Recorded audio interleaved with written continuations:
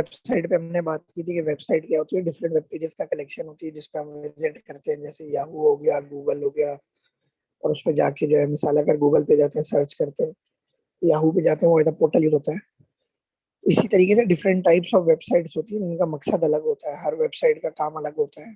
जैसे कोई किसी मकसद के लिए बनी होती है, कोई किसी मकसद के लिए। तो इसकी ब्रॉड कैटेगरीज कौन सी होती है? तो सबसे पहले इसकी ब्रॉड कैटेगरीज देखेंगे कौन सी है।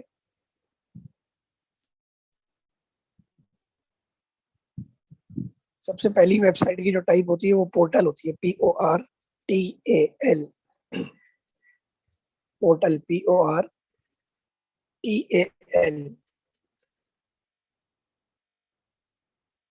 ठीक है, पोर्टल की सबसे अच्छी एग्जांपल याहू की वेबसाइट है। पोर्टल जो है वो क्या कर रहा होता है, आपको कनेक्ट कर रहा होता है बेसिकली दूसरी वेबसाइट से। जैसे याहू पे आप सर्च करेंगे ना कुछ भी, तो आपको रीडायरेक्ट होकर दूसरे पेज पर जा सकते हैं। आपने न्यूज देखनी है, आपने स्टॉक्स देखने हैं, आपने वेदर देखना है, तो तमाम चीजों पे जब आप क्लिक करेंगे तो आप दूसरी वेबसाइट्स पे, दूसरे पेजेस पे जा सकते हैं जहाँ पे आपको मजीद डिटेल मिलेगी। तो पोर्टल बेसिकली क्या कर रहा होता है, पोर्टल आपको रीडायरेक्ट कर रहा होता है।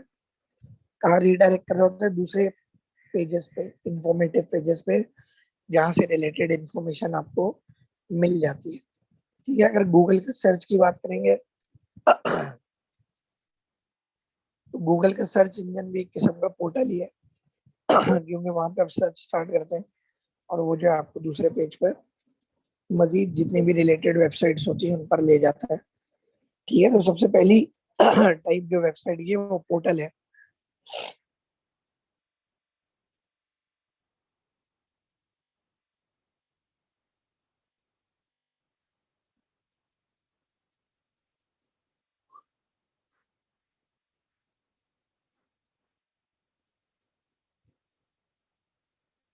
ठीक है, नेक्स्ट जो टाइप है वो न्यूज वेबसाइट है, न्यूज, NEWS।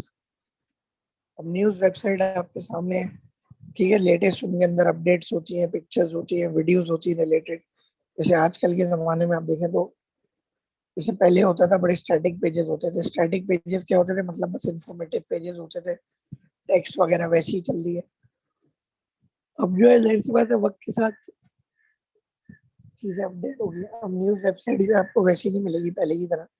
वहीं पे बहुत सारे लिंक्स प्रोवाइडेड होंगे, वहीं पे रेगुलर अपडेट्स आ रहे होंगे, वहीं पे मजीद और जो इन्फॉर्मेशन आपको चाहिए होगी किसी भी चीज से रिलेटेड आपको मिल जाएगी। तो न्यूज की वेबसाइट आजकल बहुत कॉमन है। जैसे हमारे ही देख ले, जियो है, समा है। तो लोग बहुत सारी चीजें जो है वो ऑनलाइन जाकर देखना प्रेफर करते हैं कि हमें वो चीज जो है वो ऑनलाइन मिल जाए या ऑनलाइन नजर आ जाए।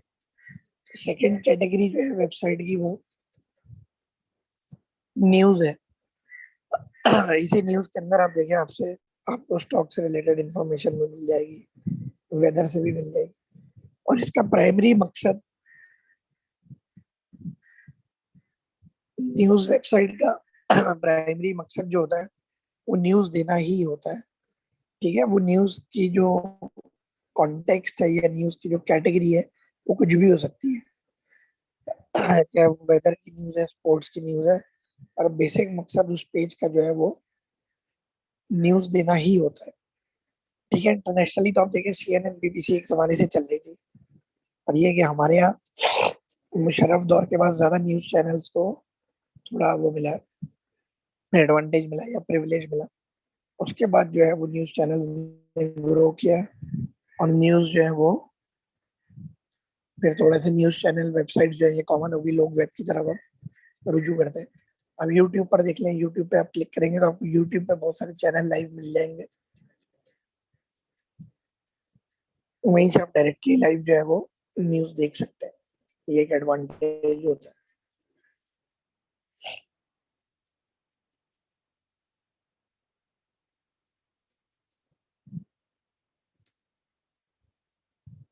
ठीक है, थर्ड जो कैटेगरी है वो इंफॉर्मेशनल वेबसाइट है। थर्ड कैटेगरी जो है वो इंफॉर्मेशनल वेबसाइट है। अब इंफॉर्मेशनल वेबसाइट क्या कर रही होती है, आपको सिर्फ रिलेटेड किसी भी टॉपिक से इंफॉर्मेशन दे रही होती है। ज्यादातर जो है गवर्नमेंट की जो वेबसाइट्स है जैसे जो आपका मर्दमशुमारी का डेटा शेयर कर रही होती है, ये टैक्स से रिलेटेड वेबसाइट्स हैं, एफबीआर वगैरह की, ये सारी क्या वेबसाइट्स हैं, इंफॉर्मेशनल वेबसाइट्स। इनका काम ही ये होता है कि जो यूजर है या जो विजिटर है उसको वो इंफॉर्मेशन प्रोवाइड करें। ठीक है, ट्रांसपोर्ट से रिलेटेड देख लें, वेबसाइट्स बनी हुई हैं। फिर पूरी पूरी जो है वो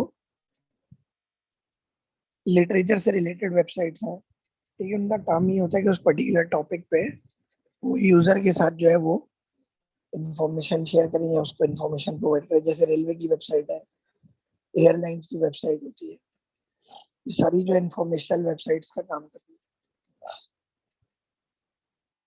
इसके बाद नेक्स्ट जो टाइप है वो बिजनेस या मार्केटिंग वेबसाइट।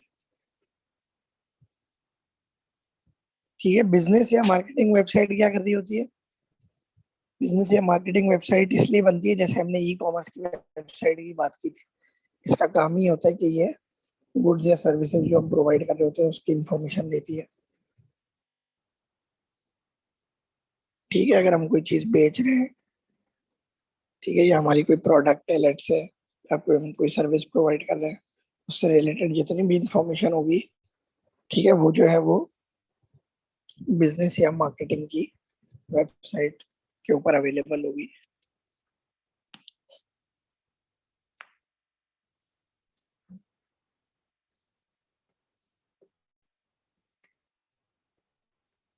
ठीक है, मिसाल है हम कुछ सेल कर रहे हैं या ट्रांसपोर्ट सर्विसेज प्रोवाइड कर रहे हैं, ठीक है, या कुछ भी रिलेटेड सिमिलर चीज, तो वो हम बोल सकते हैं हमारी बिजनेस या मार्केटिंग की वेबसाइट पे अवेलेबल है।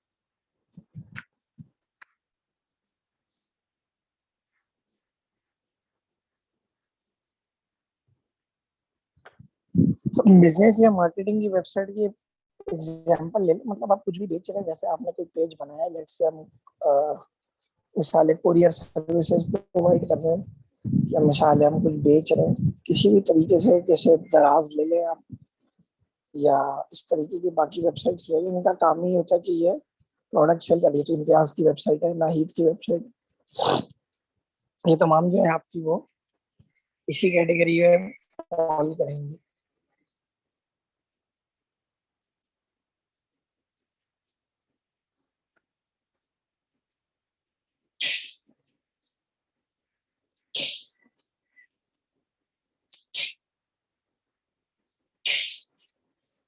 ठीक है, मोटर ऑटोमोबाइल की कंपनीज की वेबसाइट है, या कोई और फूड प्रोडक्ट्स की वेबसाइट है, तमाम बिजनेस या मार्केटिंग वेबसाइट।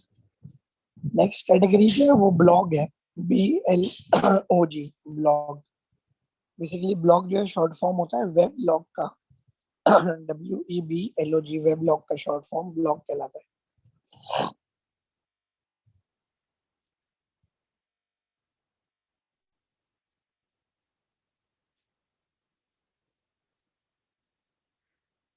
ठीक है, तो बेसिकली ब्लॉग क्या होता है? ब्लॉग जो है आपका एक पर्सनल बनाया हुआ पेज होता है, जिसके ऊपर आप अपनी मर्जी की जाती इंफॉर्मेशन रखते हैं। जैसे ऑथर्स हैं, जो लिखने वाले राइटर्स हैं, वो ब्लॉग बनाएंगे, तो उसके अंदर जो अपने बुक से रिलेटेड इंफॉर्मेशन शेयर करेंगे। ठीक है, या जो उन्होंने काम किया होगा लिखाई का, उससे रिलेटेड इंफॉर्मेशन शेयर करेंगे, ब्लॉग कहलाता है। बहुत सारे ब्लॉग लोग ब्लॉग की जगह वी लॉग बना देते हैं, जैसे अभी आपने देखा वीडियो लॉग।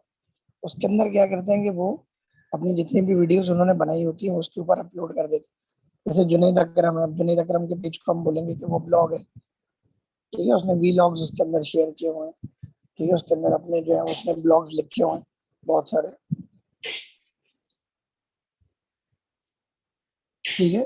तो ऐसा ऐसा जैसे जैसे वक्त गुजरता जा रहा है तो ये ब्लॉगर्स जो होते हैं, वी लॉगर्स जो होते हैं, बड़े कॉमन होते जा रहे हैं। आप देखें आजकल ये आपका जेडीसी वाला जो है, ये भी आप एक किस्म का जो है वो वी लॉगर की कैटेगरी में आ सकता है कि भाई बहुत सारी वीडियोस बनाता है। जुनेद अकरम हो गया, इस तरीके के बहुत सारे लोग हो गए। और ब्लॉग्स तो वैसे ही बहुत सारे लोग अपना शौक से बनाते हैं, ताकि जो भी उनकी जाती इंफॉर्मेशन है वो शेयर कर सके। जैसे टीचर्स ब्लॉग बनाएंगे तो उसमें अपने सब्जेक्ट से रिलेटेड इंफॉर्मेशन रखेंगे, अपने सब्जेक्ट से रिलेटेड वीडियोस रखेंगे, जो उन्होंने पढ़ाया बच्चों को उससे रिलेटेड मटेरियल रखेंगे। तो हम कह सकते हैं कि वो उनका ब्लॉग है, उन्होंने बनाया,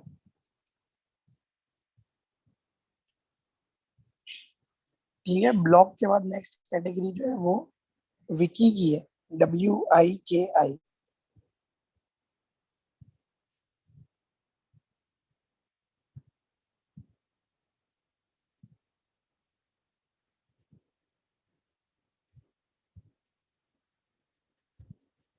ठीक है, विकी और ब्लॉग, मतलब ब्लॉग में क्या फर्क होता है? ब्लॉग ये होता है बेसिकली, एक ब्लॉगर ने अपना साइट वो बनाया, वेबसाइट बनाई, उसमें रिलेटेड इंफॉर्मेशन डाल दी, उसके अंदर आप कुछ चेंज नहीं कर सकते, कोई पोस्ट वगैरह को एडिट नहीं कर सकते, क्योंकि वो राइट्स उसी के पास होंगे जिसने वो ब्लॉग बनाया होगा। विकी में अलबत्ता ये होता है कि आप डेटा तो आपको विकी से भी मिल जाता है, पर आप उसकी इंफॉर्मेशन को चेंज कर सकते हैं, एडिट कर सकते हैं, उसके अंदर इंफॉर्मेशन ऐड कर सकते हैं, डिलीट कर सकते हैं। जैसे विकीपीडिया है सबसे बड़ी एग्जांपल, ठीक है, सबसे बड़ी इंसाइक्लोपीडिया जो वेब पर मौजूद है वो विकीपीडिया है।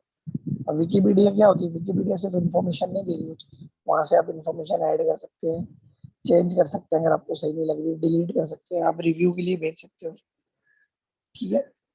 तो विकी और ब्लॉग में यही फर्क होता है कि विकी भी समझ लें कोलैबोरेटिव वेबसाइट है, और इसमें यूजर जो है, बस फर्क ये होता है कि यूजर जो है चेंज कर सकते हैं, ठीक है। ज्यादातर विकी जो है वो चेंज के लिए ओपन होती है।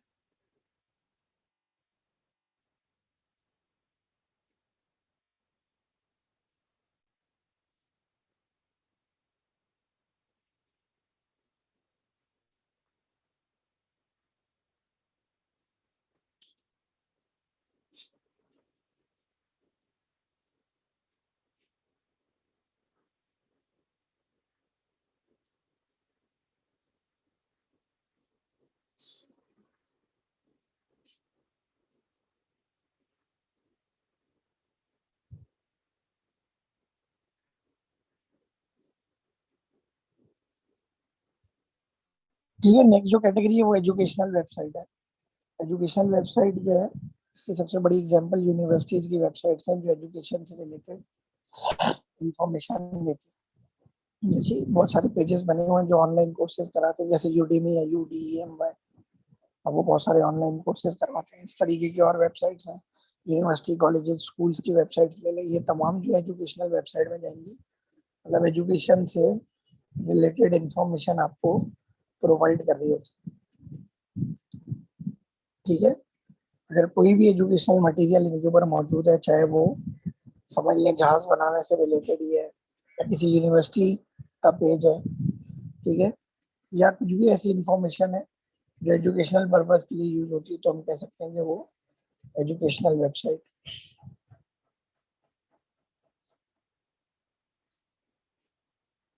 ये नेक्स्ट कैटेगरी जो है वो एंटरटेनमेंट वेबसाइट।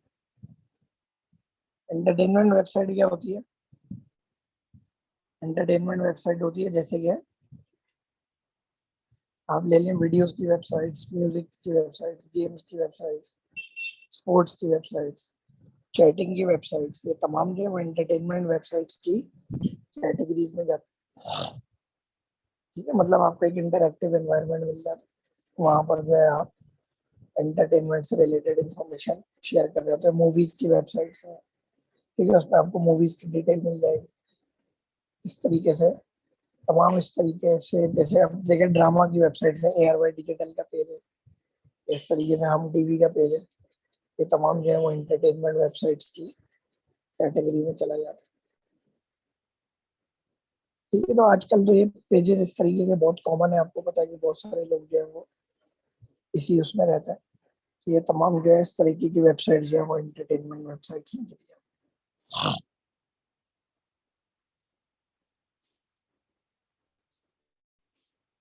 ये नेक्स्ट जो कैटेगरी है वो एडवोकेसी वेबसाइट है, ADVOCACY advocacy website. Advocacy website basically क्या कर रही होती है, किसी भी सोसाइटी को या किसी भी कॉज को रिप्रेजेंट कर रही होती है।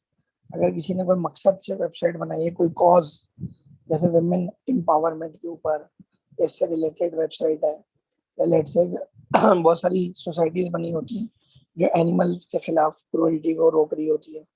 ठीक है, या आप लेट से किसी कॉज के लिए, ह्यूमन राइट्स के लिए, ये तमाम जो है पेजेस इस तरीके के तो किसी कॉज को या ओपिनियन को या आइडिया को सपोर्ट कर रहे होते हैं, या एडवोकेसी वेबसाइट की कैटेगरी में चले जाते हैं।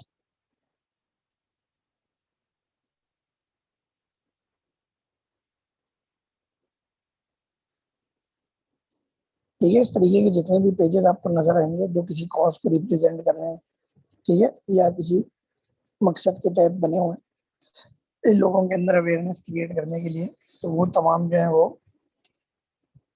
एडवोकेसी की वेबसाइट में कंसिडर होते हैं।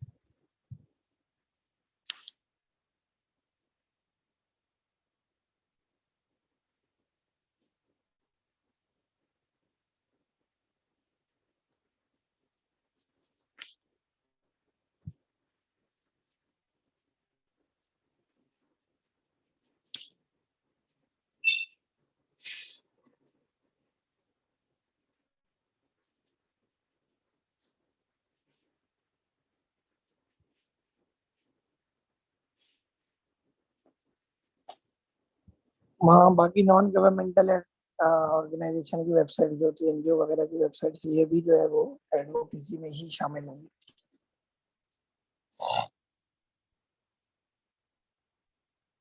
ठीक है, इसके बाद next category online social networks की वेबसाइट्स, जैसे कि फेसबुक है, ठीक है, टम्बलर है, इंस्टाग्राम, इस तरीके की जितनी भी वेबसाइट्स हैं वो ऑनलाइन सोशल नेटवर्क की वेबसाइट में चली जाएंगी। मतलब जो सोशल नेटवर्किंग वेबसाइट्स हम कहते हैं, इसके अंदर ही जो है आप लोगों के साथ इंटरेक्ट करते हैं, और इनका मकसद ही होता है कि सोशल इंटरेक्शन बढ़े किसी ना किसी तरीके से, चाहे वो पिक्चर शेयरिंग के थ्रू है, चाहे वो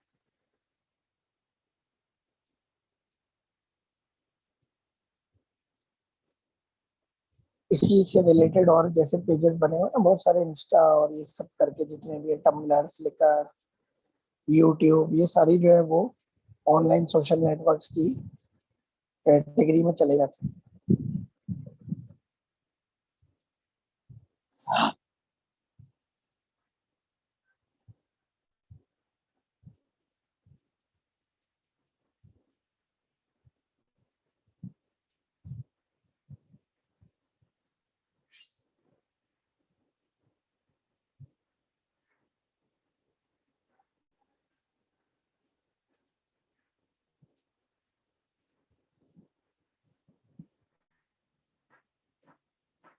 ठीक है, फिर एक और कैटेगरी होती है वो पर्सनल वेबसाइट कहलाती है। पर्सनल वेबसाइट बेसिकली, जैसे हमने कहा था ना, ब्लॉग्स में हम क्या शेयर करते हैं, मतलब आपको जो एक्सपर्टीज है या आपका शौक जो है उससे रिलेटेड इन्फॉर्मेशन तमाम आप ब्लॉग्स में मेंटेन करते हैं। ठीक है, और फर्क क्या होता है, पर्सनल वेबसाइट बेसिकली समझ लें आपकी फैमिली वेबसाइट है, या आपने कोई सिंगल सा पेज बनाया हुआ है, उसके अंदर आपने फैमिली की पिक्चर्स डाली हुई है, फैमिली की डिटेल डाली हुई है, या अपनी कुछ पर्सनल इन्फॉर्मेशन शेयर की हुई है, पर्सनल एक्सपीरियंसेस शेयर किए, वो तमाम जो है वो पर्सनल वेबसाइट में कंसिडर होंगे। ठीक है, हम बोलेंगे कि वो पर्सनल वेबसाइट है।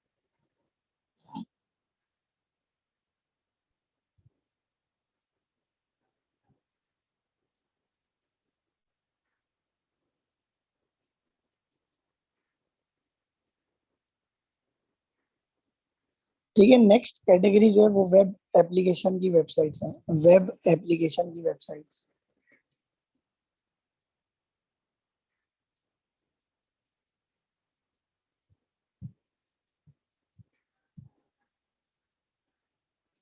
वेब एप्लीकेशन की वेबसाइट्स बेसिकली क्या कर रही होती हैं, इनका मकसद ये होता है कि देखें आपने बहुत सारी जगह पर आपको एप्लीकेशन सॉफ्टवेयर अवेलेबल होते हैं डाउनलोडिंग के लिए, फ्री सॉफ्टवेयर या समझ लें ट्रायल वर्जन होते हैं, तो वहां से फर्दर सॉफ्टवेयर डाउनलोड कर लेते हैं। ठीक है, इस तरीके की तमाम वेबसाइट जो है वो वेब एप्लीकेशन की कैटेगरी में चली जाती है। ठीक है, फिर बहुत सारे फ्री सॉफ्टवेयर होते हैं जो आपको अवेलेबल होते हैं यूज करने के लिए, जैसे आप हॉटमेल ले लें। हॉटमेल जो है वो एक किस्म की समझ लें वेब एप्लीकेशन की वेबसाइट। ठीक है, यहाँ पर आप अपनी मेल्स चेक कर सकते हैं, मेल्स देख सकते हैं।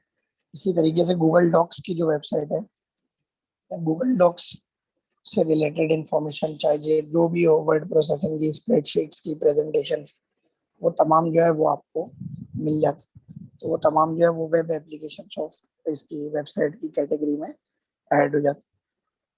ठीक है, तो ये तमाम चीजें जो हैं, ये तमाम टाइप्स जो हैं, ये वेबसाइट की टाइप्स हैं।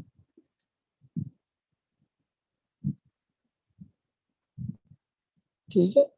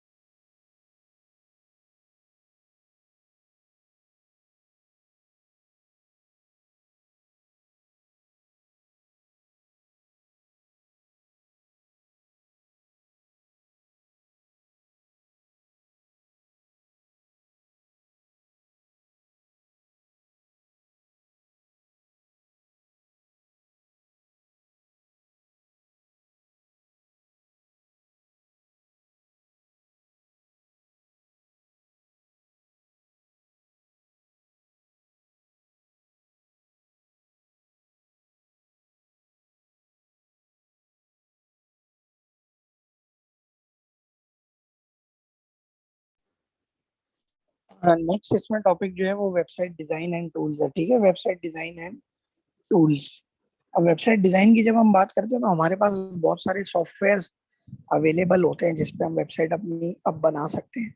जैसे वर्ड प्रेस ले लें, ठीक है, या फोटोशॉप ले लें, उसके अंदर आप ग्राफिक डिजाइनिंग करके वो अपलोड कर सकते हैं। फिर फ्रंट पेज ले लें, इस तरीके के बहुत सारे सॉफ्टवेयर मौजूद होते हैं जिसके अंदर आप जो है एक्चुअल अपना वेब पेज डिजाइन कर सकते हैं। उसी के अंदर ज्यादातर तमाम टूल्स अवेलेबल होती है, चाहे आपने टेक्स्ट ऐड करना है, इमेज ऐड करना है, ठीक है, कंटेंट से रिलेटेड कुछ ऐड करना है, बैकग्राउंड बनाना है, वो तमाम चीजें जो है वो उसी के अंदर अवेलेबल होती है। ठीक है, आपने टेक्स्ट किस तरीके का यूज करना है, बैकग्राउंड किस तरीके का है, कंट्रास्ट कैसा है, कलर्स कैसे हैं, ये तमाम चीजें जो है वो उसके अंदर चली जाती है। तो ये तमाम टूल्स वहां पर पहले से अवेलेबल होती है, तो हमें कोई अलग से सर्च करने की जरूरत नहीं पड़ती है। नॉर्मली होता क्या है, जब आप वेबसाइट बनाने की बात करते हैं, वेबसाइट डिजाइन करने की बात करते हैं, मैंने आपको बताया था कि वेबसाइट का जो डिजाइन होता है, ये पहले भी बताया था, ये हम डिस्कस कर चुके हैं। ठीक है, जब हम ई कॉमर्स पढ़ रहे थे कि वेबसाइट का डिजाइन जो होता है वो वेबसाइट टू वेबसाइट डिफर करता है। जैसे गूगल की वेबसाइट का आप डिजाइन ले लें, क्या है, कुछ भी नहीं है, सिर्फ इंफॉर्मेशन शेयरिंग जो है उसके थ्रू जो है वो इंफॉर्मेशन शेयरिंग होती रहती है। बस आप वहां पे एंटर करें, कुछ सर्च करना है, वहां तक आप चले जाएंगे। याहू का जो पोर्टल है उस पर आप जाके देखें तो आपको फॉर्मेट अलग नजर आएगा, स्पोर्ट्स की वेबसाइट का अलग होगा, मैंने आपको बताया था। बच्चों की कोई वेबसाइट्स हैं, गेमिंग की वेबसाइट्स हैं, इन सब के फॉर्मेट्स जो है वो डिफरेंट होते हैं अकॉर्डिंग टू वेबसाइट।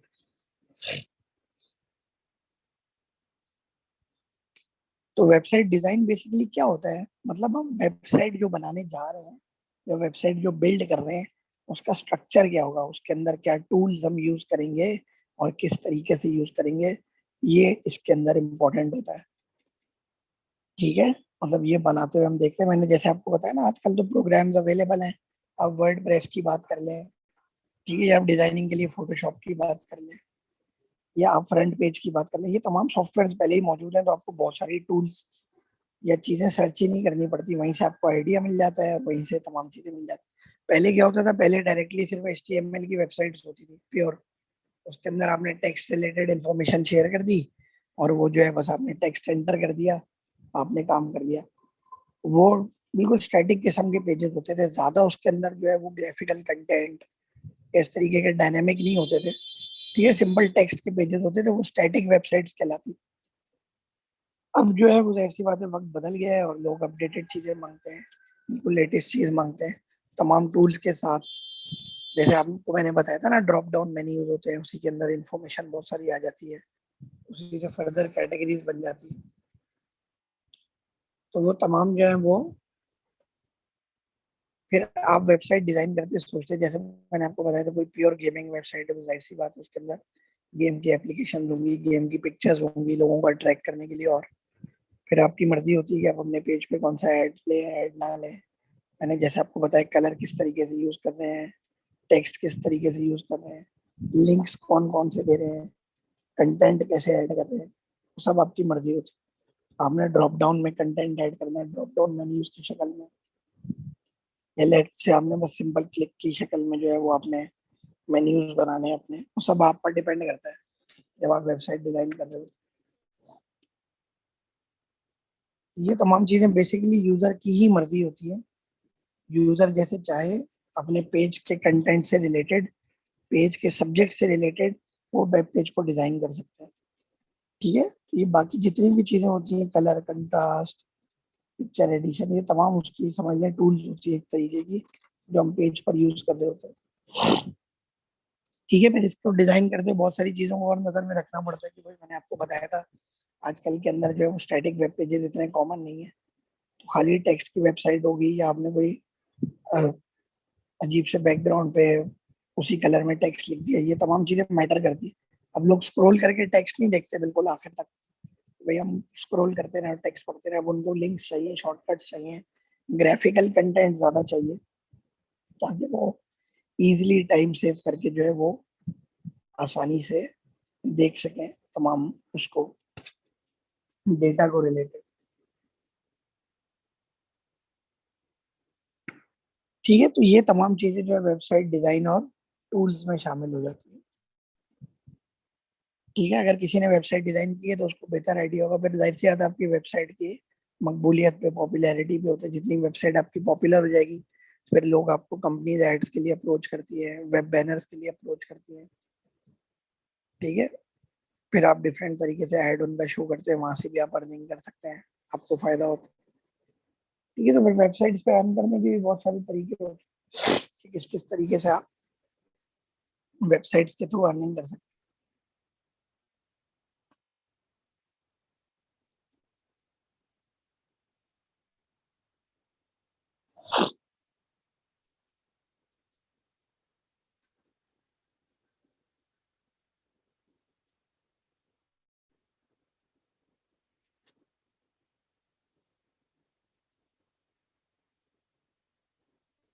ठीक है, फिर आपने HTML का नाम सुना होगा, इस तरीके से मैंने जैसे आपको बताया वर्ड प्रेस है। ठीक है, फिर ड्रीम वीवर भी आप ले सकते हैं, डिजाइन में आपको काम आता है। CSS है, जावा स्क्रिप्ट है, बहुत सारी टूल्स आप देखें वो जावा की यूज हो रही होती है, जैसे एप्लेट्स वगैरह, ये तमाम जावा लैंग्वेज में बन रहे होते हैं। तो ये भी आपके पास अवेलेबल होता है डिजाइन करने के लिए।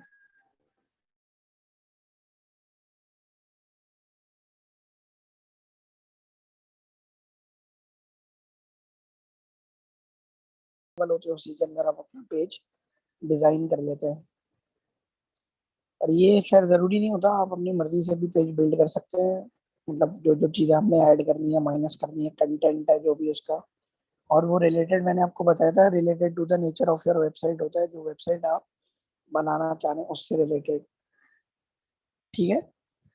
फिर बनाते हुए आप बहुत सारी चीजों का ख्याल रखते हैं कि किस तरीके के कलर कॉम्बिनेशन आपने यूज करनी है, मेन्यूज कैसे हैं, क्या इन्फॉर्मेशन ऐड करनी है, पिक्चर्स, ग्राफिकल कंटेंट क्या क्या ऐड करना है, ये सब आप पर डिपेंड करता है।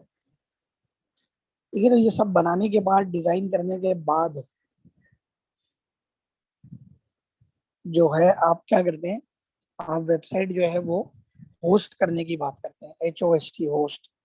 अब जाहिर सी बात है, आपने पेज तो बना लिया, अब आप पेज को कहीं होस्ट तो करवाएंगे ना, मतलब कोई सर्वर कंप्यूटर होगा जो आपका पेज होस्ट करेगा। पहले क्या होता था कि एंजल फायर के नाम से और इस तरीके से, पहले पहले हम पहले की बात करें, फॉर्च्यून सिटी, एंजल फायर, इस तरीके के बहुत सारे पुराने वेबसाइट्स वगैरह थी, वो आपको फ्री में होस्टिंग देती। पर होता ये था कि आपको डायरेक्ट यूआरएल नहीं मिलता था। मतलब अगर आपको डायरेक्ट यूआरएल चाहिए तो फिर आपको वो होस्टिंग के लिए सर्वर से पेमेंट करके अपना पेज होस्ट करवाना पड़ता है। ठीक है। वो जो यूआरएल है वो आपको लेना पड़ता है, उसकी पेमेंट करनी पड़ती है। और होस्टिंग बेसिकली होती है कि आप किसी सर्वर पे अपना पेज होस्ट करवाते हैं। मतलब समझ लें, एक किस्म का जिसे हम कहते हैं अपलोड करते हैं, और वहां से लोग उस पेज को एक्सेस कर सकते हैं। पहले क्या होता था, जब आईएसपी लोग, मतलब इंटरनेट सर्विस प्रोवाइडर से डायरेक्ट लेते थे ना, जैसे साइबर नेट वगैरह, ये पुरानी कंपनीज होती थी जो इंटरनेट प्रोवाइड करती, तो ये कुछ वेब की स्पेस या वेब होस्टिंग की स्पेस आपको खुद ही प्रोवाइड कर देती। वहां पे आप आसानी से अपना वेब पेज बना लेते थे या वेब पेज ओपन कर लेते थे। तो वो जो है, जाहिर सी बात है, आई स्पेस का इतना रुझान रहा नहीं, हम वाईफाई की तरफ आके डिवाइसेज यूज करते हैं। अब वो फैसिलिटी अवेलेबल नहीं है। और फ्री होस्टिंग भी अभी भी है, पर उसके लिए ये मसला है कि आपको मेन डोमेन नहीं मिलेगा। जैसे आप www.abc.com चाह रहे हैं या book.com चाह रहे हैं, तो अगर आप फ्री की तरफ जाएंगे तो फ्री में आपको ये फैसिलिटी नहीं मिलेगी। उसमें हो सकता है पहले से लिखा हो angelfire.com और स्लैश करके आप अपनी वेबसाइट का नाम दे दें, तो वो वो अभी भी मेरे ख्याल से फ्री में होस्ट हो जाएगी, पर मेन डोमेन पे नहीं होगी। बस ये आप ध्यान में रखिए। फिर आपको जो है सालाना पैसे देने पड़ते हैं, या 3 साल के पैसे देने पड़ते हैं, जो आप डोमेन खरीदते हुए और उसको होस्ट करवाते हुए पे करते हैं। ठीक है। होस्टिंग की भी बहुत सारे दुनिया में सर्वर्स मौजूद हैं कि आपने किसके पास होस्ट करवाना है, कैसे होस्ट करवाना है, वो आप पर डिपेंड करता है।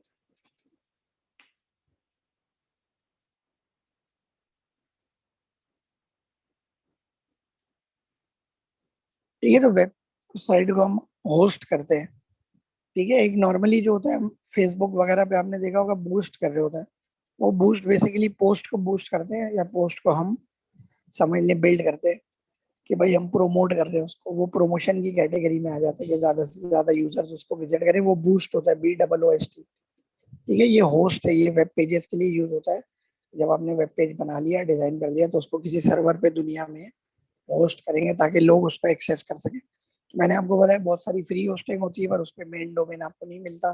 ठीक है। पहले जमाने में आईएसपीज होती थी, वो वेब स्पेस प्रोवाइड कर देती थी, तो आपको ईयरली या 3 साल की पेमेंट करनी पड़ती है अपनी वेबसाइट को होस्ट करवाने के लिए, ताकि लोग उसको एक्सेस कर सके। ठीक है। तो ये तमाम चीजें जो है वो होस्टिंग में चली जाती है। और फिर आप, तीसरी जो पॉइंट है वो पब्लिशिंग है, कि अपनी वेबसाइट को पब्लिश करना या प्रोमोट करना। अब उसमें क्या होता है, उसमें ये होता है कि आप अपनी वेबसाइट को किसी जगह पब्लिश करते हैं। पब्लिश का मतलब होता है कि जो आपने बनाया है उसको अपलोड करते हैं। इंफॉर्मेशन को अपलोड करने को हम कहते हैं कि आप उसको पब्लिश कर रहे हैं। ठीक है। मतलब अगर आप फ्रंट पेज यूज कर रहे हैं या कोई सॉफ्टवेयर यूज कर रहे हैं, फिर तो आसान है, उसके अंदर ही तमाम डिटेल मौजूद होंगी।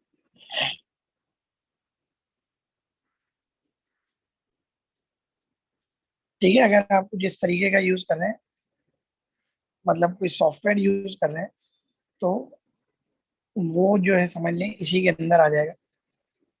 ठीक है। सॉफ्टवेयर के अंदर ही तमाम डिटेल आपको गिवन होगी, और उसी के थ्रू जो है आप आसानी से यूज कर सकते हैं।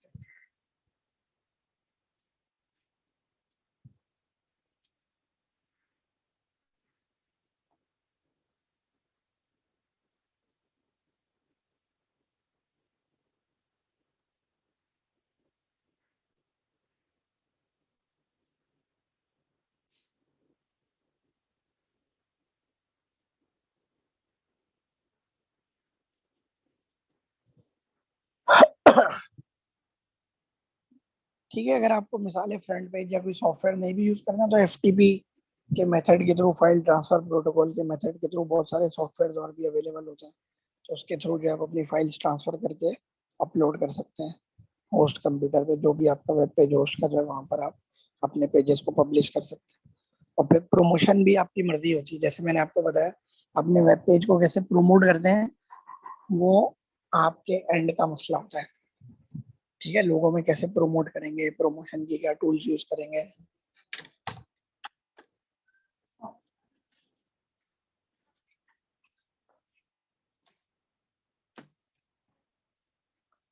ठीक है, वो तमाम जो है प्रमोटिंग में चली जाती है। तो वेबसाइट प्रमोट करना भी जरूरी होता है, जाहिर सी बात है। आप वेबसाइट बनाते हैं, फिर उसको प्रमोट करना, लोगों तक पहुंचाना, ठीक है, उसके बगैर फायदा तो है नहीं। अगर आपने वेबसाइट बना लिया तो लोगों तक नहीं पहुंची, प्रमोट नहीं हुई, तो वो फेलियर है। ठीक है, तो प्रमोशन के भी अलग तरीके होते हैं, जाहिर सी बात है। आप दूसरे वेबसाइट पे अपने बैनर्स लगा देते हैं, वेब बैनर्स एक ये तरीका होता है। आपने कहीं ऐड चला दिया, ठीक है, आपने किसी मीडिया पे, टीवी पे, किसी और जगह आपने ऐड दे दिया प्रमोशन का। ठीक है, वो आपकी मर्जी होती है किस तरीके से प्रमोट करते हैं। फेसबुक वगैरह भी तो सोशल नेटवर्क की भी बहुत सारी वेबसाइट्स हैं, वहां पे आप प्रमोट कर सकते हैं आसानी से। ठीक है, अपने वेब, जो आपने वेबसाइट बनाई है, वेब पेज बनाई है, फिर जाहिर सी बात है वहां से आप प्रमोट करते हैं, कॉमन करते हैं। फिर आपको भी जो है आने वाले दिनों में एड्स मिलता है। ठीक है, वो एड्स आप अपने पास लगाते हैं दूसरे प्रोडक्ट्स की, सर्विसेज की प्रमोशन के लिए। तो ये सिलसिला खैर ऐसे ही चलता रहता है। ठीक है, फिर जाहिर सी बात है कि जितने लोग, आप कोशिश करेंगे कि कॉमन जो ज्यादा विजिटेड वेबसाइट्स हैं उन पे अपनी एड्स चलवाएं या उनमें उसको रन करें। तो ये भी जरूरी होता है कि आप वेब पेज, वेबसाइट बनाने के बाद उसको किस तरीके से प्रमोट करते हैं ताकि लोगों तक ये इंफॉर्मेशन चली जाए कि वो आप पर्टिकुलर पेज या वेबसाइट जो है वो चला रहे हैं। ठीक है, तो ये प्रमोशन के अंदर आ जाता है। ठीक है, तो यही खैर फिलहाल कंटेंट है आज का। तो फिर नेक्स्ट क्लास देखते हैं कैसी होती है हमारी। फिजिकल होती है। एक चीज ध्यान में रखिएगा कि तमाम बच्चे जो है ना नेक्स्ट क्लास में जब भी आएंगे प्रेजेंटेशन के साथ प्रिपेयर्ड आएंगे। ठीक है, हमारी डेडलाइन जो थी वो गुजर गई है, हमने 17 की डेडलाइन रखी थी। तो नेक्स्ट हमारी जो मीटिंग होगी ना, चाहे वो ट्यूसडे को या वेंसडे को, हमारा क्लास का जो दिन होगा उसी दिन जो है वो हम अपनी प्रेजेंटेशन रखेंगे। ठीक है, तो तमाम बच्चे प्रेजेंटेशन के लिए प्रिपेयर्ड आइएगा। उसके बाद हमारे पास टाइम होगा नहीं, क्योंकि बाकी सेशन हमारे एंड हो चुके। ठीक है, ये बाकी जो बच्चे नहीं है उनको भी सर्कुलेट कर दीजिए। ठीक है, चलें, थैंक यू। क्लास आज की एंड करते हैं।